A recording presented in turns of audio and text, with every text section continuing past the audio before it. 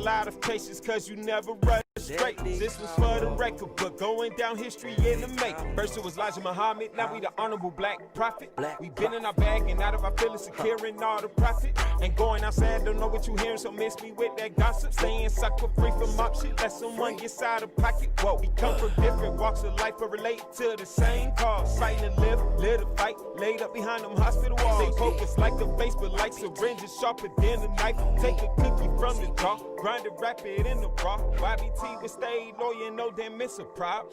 Shouts to my producers, King Jones and Sahab. Hey, y'all with the alley-oop, I do him up a lot. Far from a corny nigga, I'm the hottest side of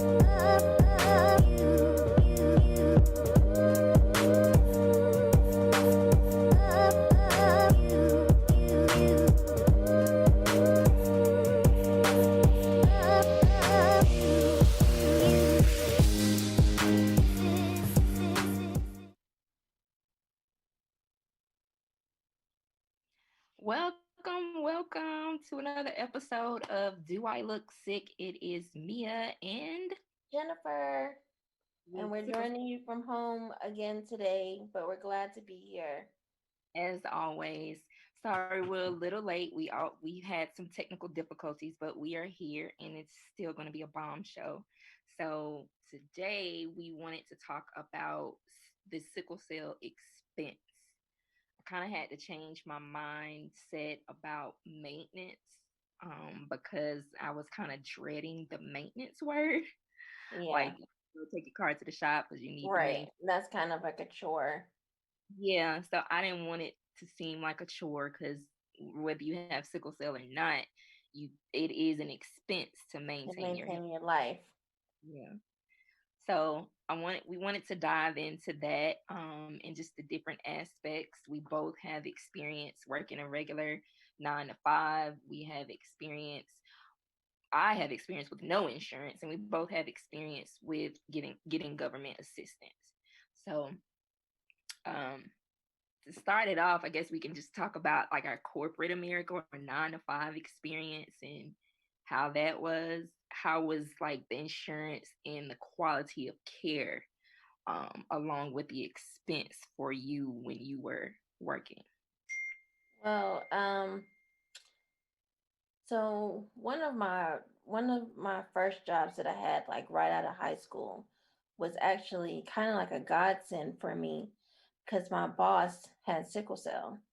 Wow. So yeah, he was so understanding, and I've always been one to mention it in my interview process because I'm like, if you don't give me the job because of that, then that's grounds for a case. But I always been upfront about it. So when I told him, he was like, "Okay, well that's not a problem. I have sickle cell too. We'll just work around it."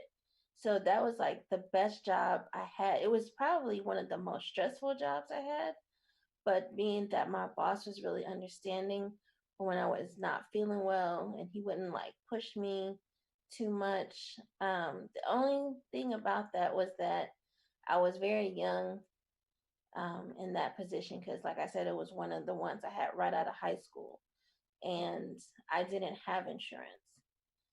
They didn't offer insurance. So um, as I worked my way up, within the company, they did allow me to get insurance at a later date. But back in those days, I wasn't really getting sick as much. Living the life of a young teen or a young adult in Atlanta was just fun. Didn't have a whole bunch of stress, no kids, no, real worries. So it was just like a great experience. And I've been lucky in most of my jobs that most of my employers have been understanding when I need to take time off and not really give me a lot of pushback on it. But there was one job, I'm not going to mention the company, but that one was terrible.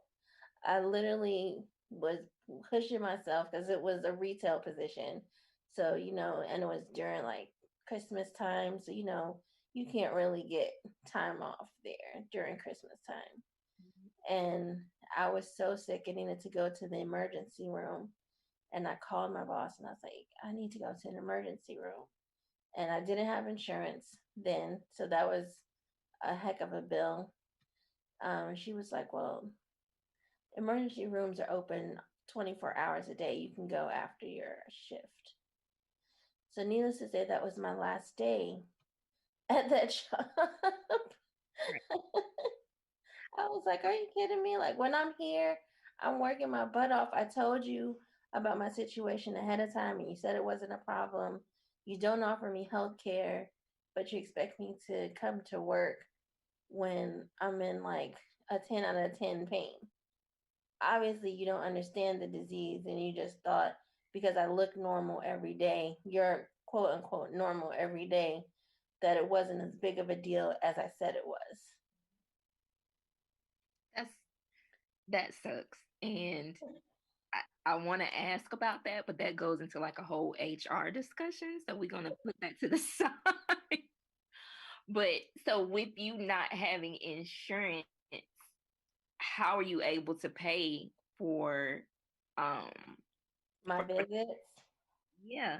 I just had mountains and mountains of medical bills, like mountains of bills. And, you make a payment plan, but if you're working a minimum wage job or even a job that's paying you decent wages, you're still not able to pay those bills down. They just, because it's a cycle, you're gonna need to go to the emergency room.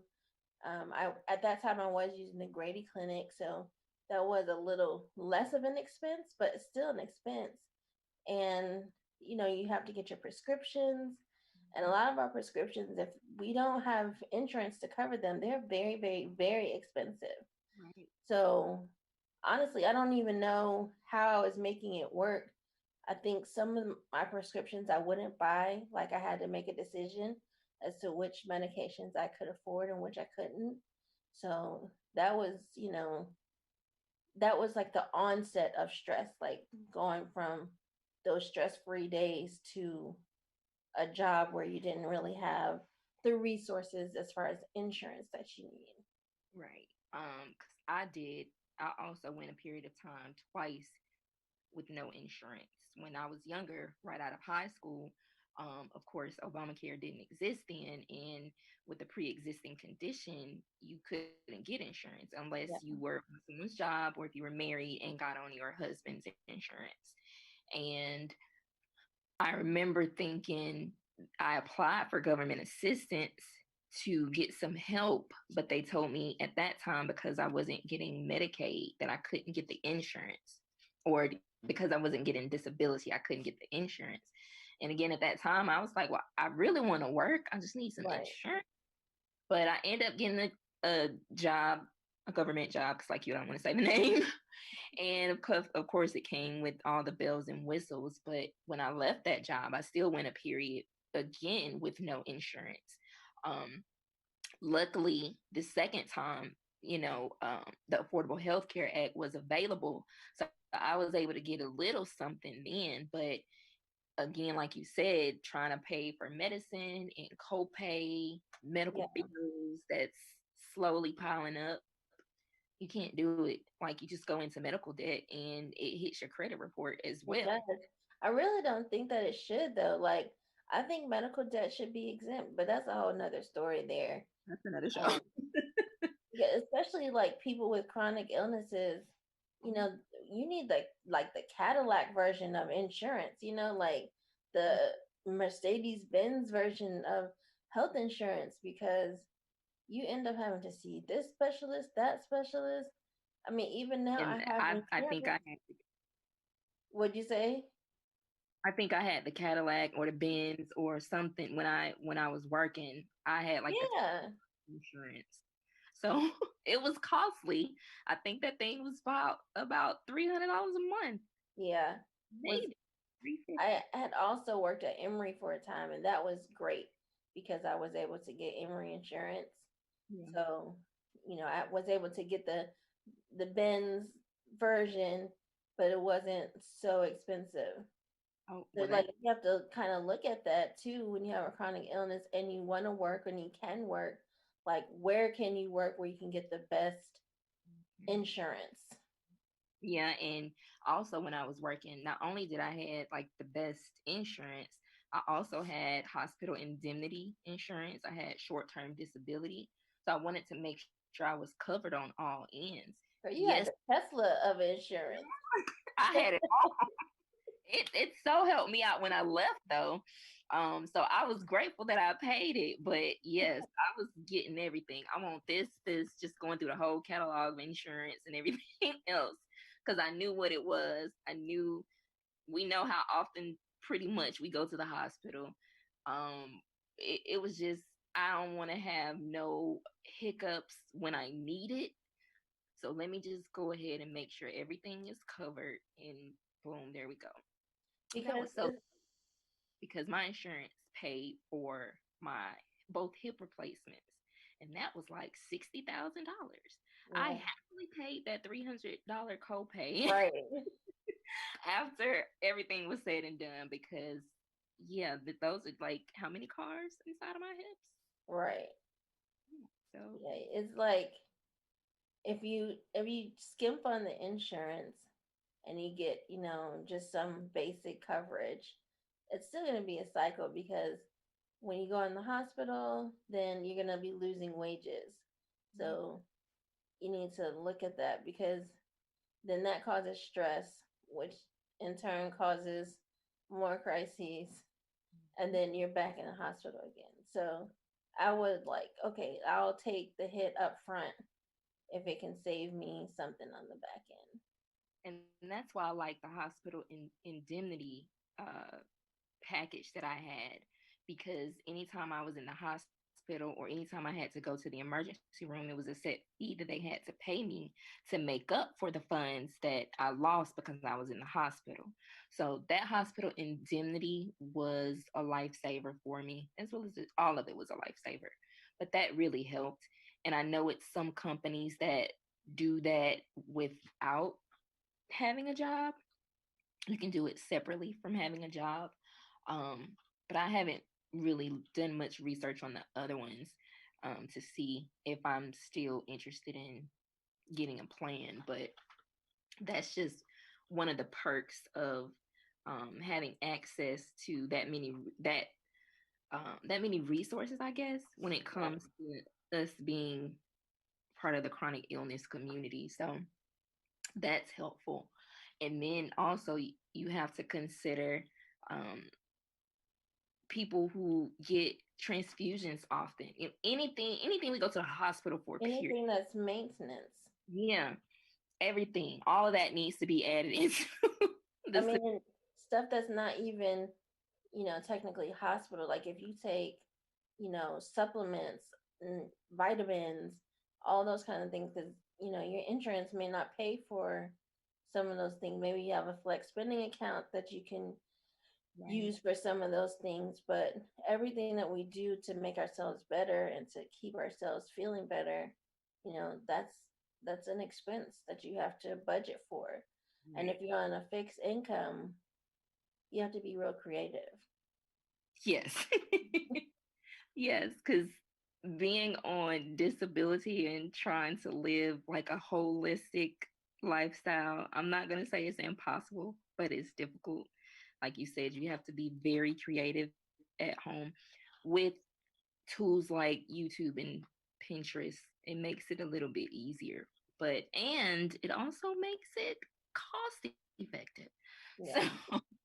so, but someone who I would love to at some point really dive into it to be able to get massage therapy or acupuncture, Chiropractor visits.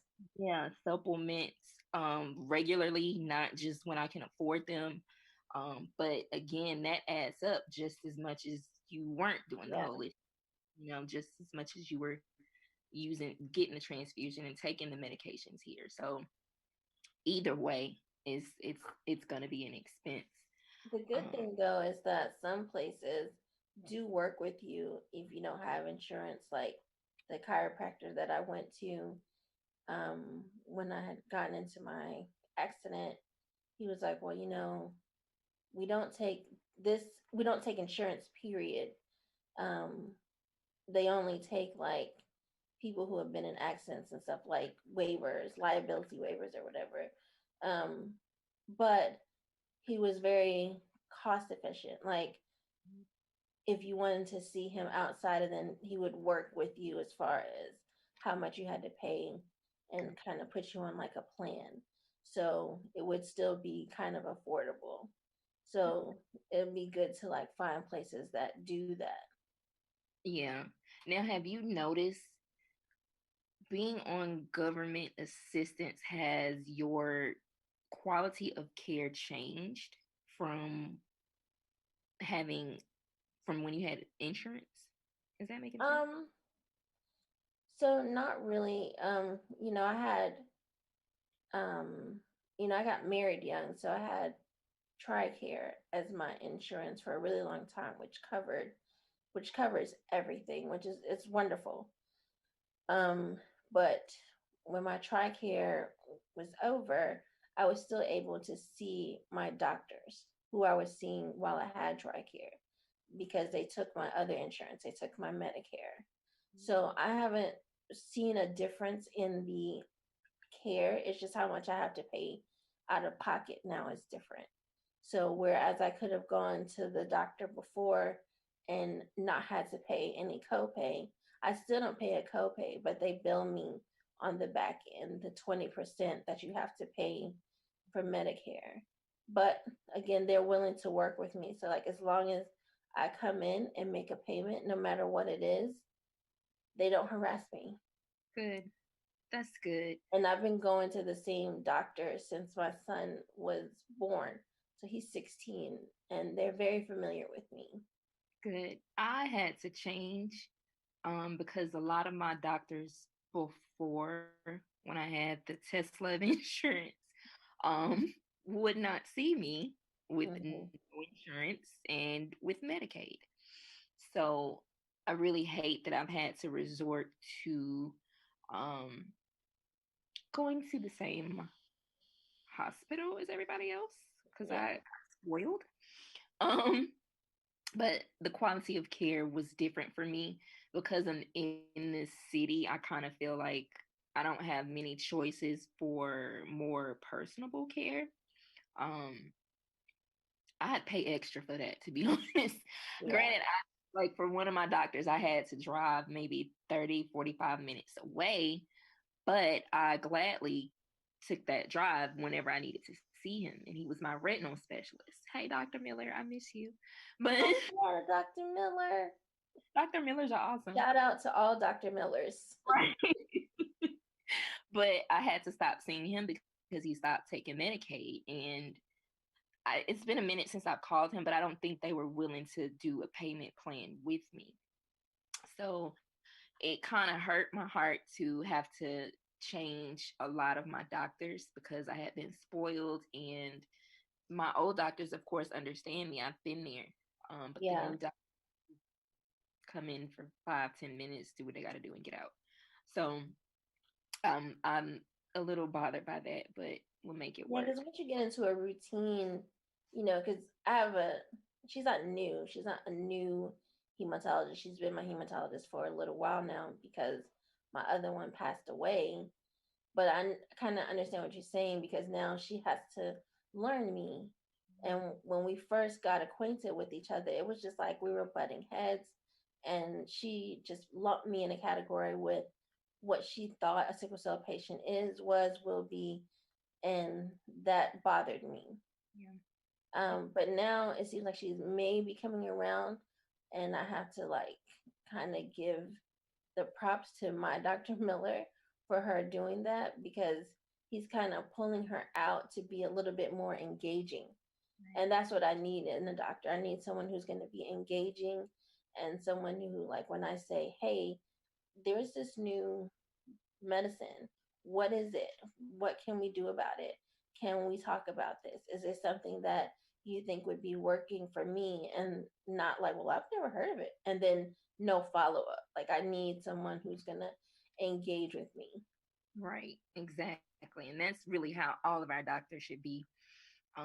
So I completely agree with you. It just we have to take the time to really educate them and patience. Let me add, we have to have patience.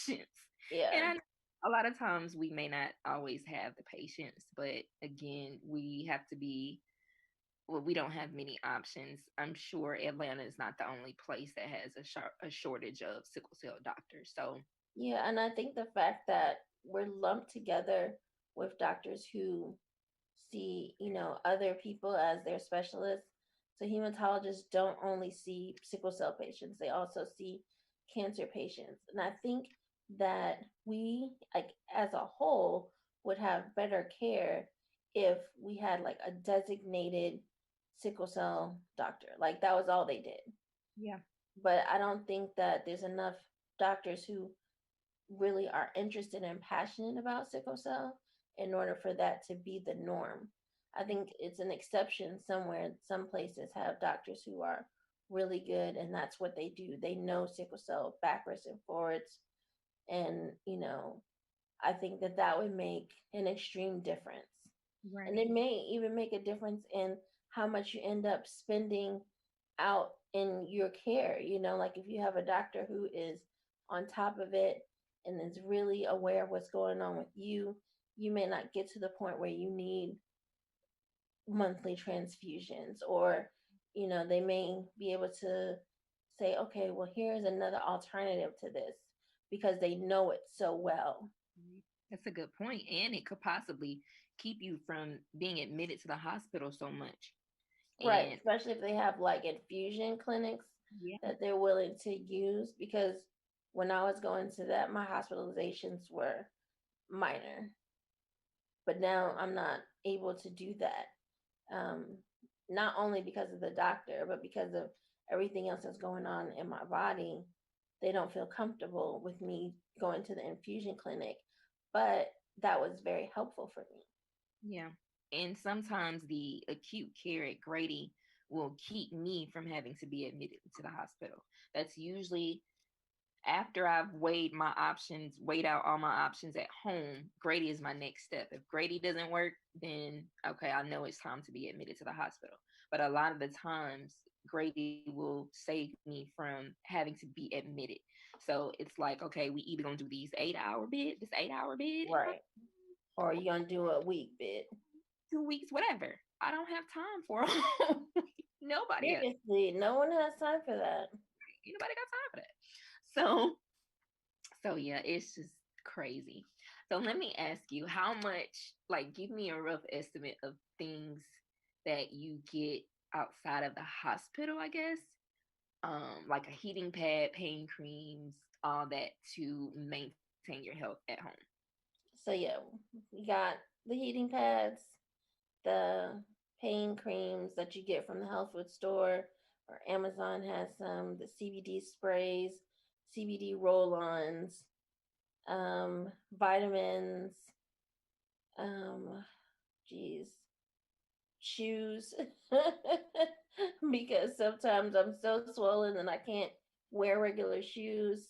Mhm. Um, Gosh, there's so many things that you don't really think of. Right. And we, I think we tend to get things because you got some cool little stuff over there, like the vibrating heating pad. So we get like odd little things to help us in that way. And I think over time we just end up Yeah. collecting stuff.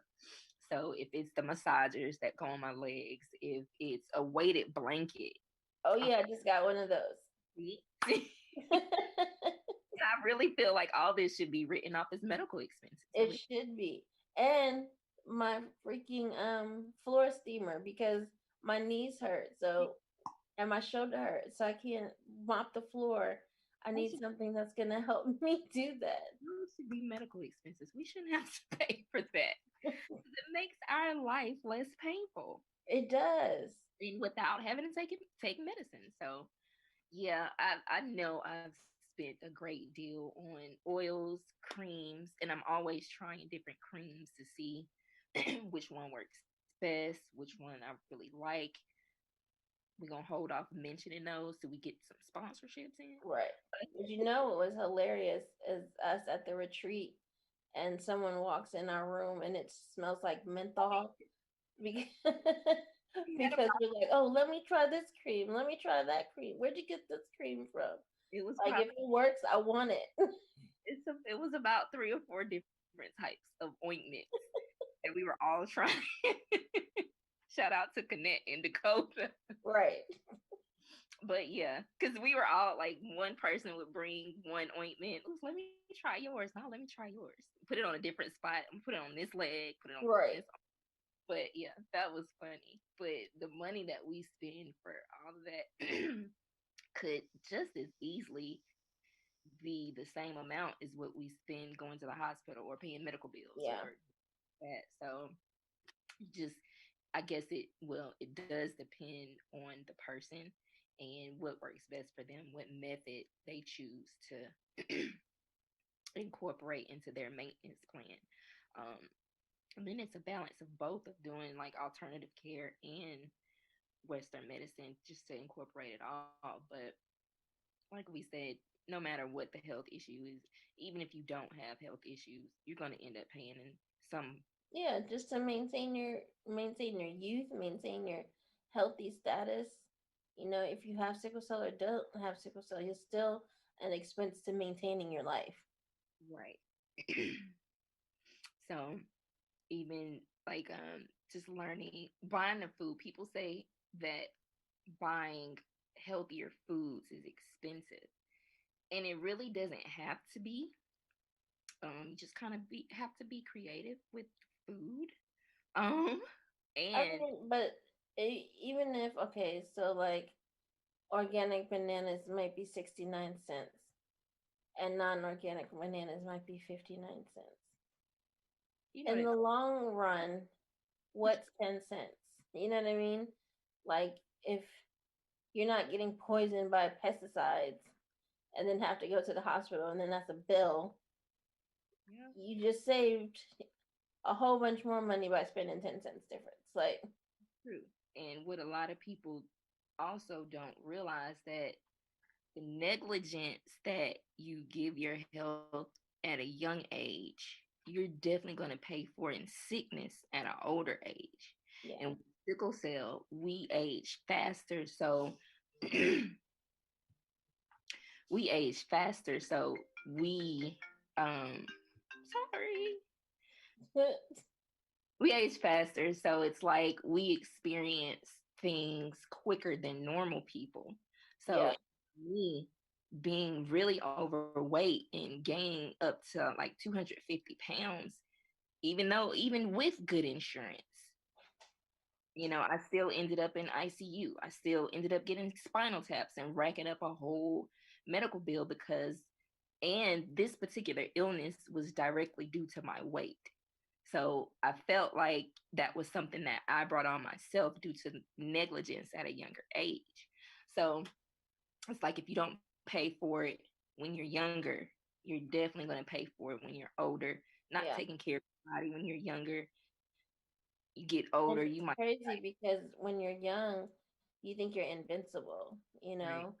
I kind of like the fact that like kids these days are more aware about like what they're eating Yeah. and are more willing to try, vegan foods and vegetarian foods, like just because they want to, just Yeah. because they know that it's good for the earth and it's good for them, Yeah. and they're not as set in their ways as like you are and I am, about what we eat. Right.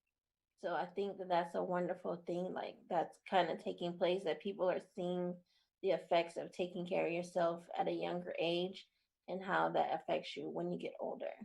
Right. And I really like that my niece, she likes vegan food, but she likes her bacon too. So but she's willing to try it. She's willing to try Yeah. new food, period. Vegan, she loves African food, she loves her food. Um and she'll try some things at home. So it, like you said, is really rewarding to see that. And I'm constantly talking to her because she sees the health issues that me and my mom deal with that are directly related to food. So I'm always talking to her. Well, she does pretty good with eating fruit, but the veggies can increase. Yeah. But she's really good in trying new stuff, whether it's cooking it or eating it. She's bomb with that. So Well, that's good. I'm trying to get Dominic in here to cook, but that hasn't happened at all. He did make some wings one day in the air fryer, but that was so long ago I don't remember anything about them. you say you don't even know what they taste like, do you? I don't even think I ate them. Oh, he's in my ear telling me that I didn't eat them and But how rude I am. and then we could talk about exercise too. If you want to do like a gym membership, that costs yoga studio, whatever, that always has a cost. And I threw out the YouTube because that's probably the cheapest gym membership. I mean, without Yeah, the weight. yeah, Um, Tons of cardio, tons of dancing, tons of yoga, tons of Pilates. Is tons of stuff that you can find on YouTube to that fits you, because what might fit me doesn't fit everybody else. yeah, So that's a great tool to use for free workouts. That doesn't have to be a part of the expense, but it's needed. yeah. And then with everybody being home and stuff right now, the tracks and things like that are someplace you can go to walk and work out and just kind of get that outdoor time for free. Yeah. And we need the vitamin D. Sun is free. We don't have to go to Walgreens and buy. I mean, we probably still should buy the supplements, but Yeah. 15 minutes a day in the sun, that's some of your vitamin D. Because I've noticed that, since we've been home for so long, and I pretty much only go out for necessities, to buy what I need, and then I'm back home. And I noticed that, like, I'm tired like all the time because I'm not really getting enough sunlight. I'm not, and it's my house is not very open to light, so it's pretty dark in here. Yeah. So I'm like, I need to get out and go take a walk, or I need to do this just to improve my mood. Yeah. Yeah. Because being in dark spaces for so long, no sunlight light does affect the mood and your mentality. So I agree with you on that.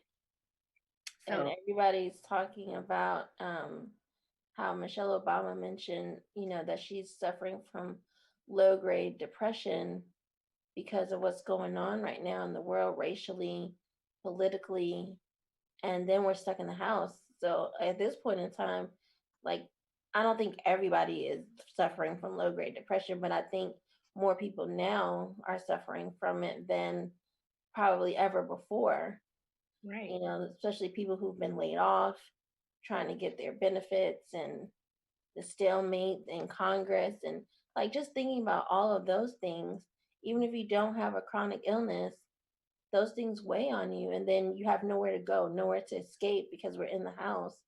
So definitely putting on a dance video on YouTube, or going to your track, or your nature is preserved near your house, or something like that, to just kind of free your mind. Those things are free and really expensive if you don't do it. Right. And it may not be expensive financially, or Right. it could weigh in a lot of other areas as well. So adding mental health period to that expense, whether it's doing things for free, like exercising or meditating or things like that, or if it's speaking to a counselor. Um, I'm sure with teleworking, even though you're working from home, you should have access to a counselor through your job. Maybe I know we had a counselor through the job that I was working at, and I actually talked to her when I went went out on FMLA. So I talked to her more then. For when I had the time to do it, for two, I really needed to do it because there was so much going on that year, and I just didn't know how to deal with all that was going on. So definitely add mental health to that list of self-care, period, because it's very, very important. Self-care is an expense in itself, but it's Yeah. is very, very, very much needed. So I think that's all. Did you have anything else to add, Jennifer? I just want to add a comment by someone named Shakita Simmons. She was saying that in regards to medical expenses, speak with your CPA or the person who does your taxes, because some of the things that you spend money on for your health can be written off. So she put that quote in our watch party, and I just wanted to make sure I gave her some credit for that. Hey, Shakita, that's from the support group. Oh, okay. That's who that is. That's awesome. So good. So let's see if we can get these heating pads and weighted blanket written off. But yeah, so that's a good suggestion for those of you listening. If you do have some expenses, like I said, the weighted blanket, the heating pad, maybe alternative pain creams, whatever it is, right? Talk to your CPA and see what they say. I know I'm gonna do it because we spend a lot of money on that Spend a stuff. lot of money. I get a lot of pain creams. I do. I don't know if I can write off my CBD products, but it's worth a try. It's worth a try. It is, because it Not helps. illegal, it's legal. Right. And it really helps. And if I could take that instead of the narcotics, let me just spend my money on that and pay. So yeah. So we want to thank our sponsors. They've been riding with us since the very, very beginning. Yes, Mr. Dan Moore with the Apex Museum, who's still thriving. I just talked to him. I emailed him a few days ago to check up on him. I know they've still been closed due to the pandemic, but we still have his support. We also want to thank Tanya Robinson with Kids Stop Daycare and Learning Center. They are back in business. I have not personally gone because there's kids and I'm sickly, so but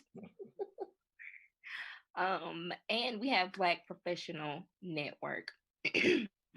So we definitely thank all of our sponsors for helping us bring this material to you. If you have suggestions for shows, please let us know. We'll see what we can do. What else? And just give us a shout out on Facebook, or you can email it to us at SCA365@yahoo.com. Yep. Please be sure to subscribe to Manifest TV and SCA365 on YouTube. Also find us on Facebook and Instagram under Sickle Cell Awareness 365. And we are out. We're out. Thanks, guys. Yeah. Deadly combo. Black Prophet. Charlie Black, AR the Prophet. AR the Prophet, Charlie Black, the deadly combination. Hold up, I don't think they heard me. I said AR the Prophet, Charlie Black, the deadly combination. Hey yo, turn me up a little. We good. AR the Prophet, Charlie Black, a deadly combination.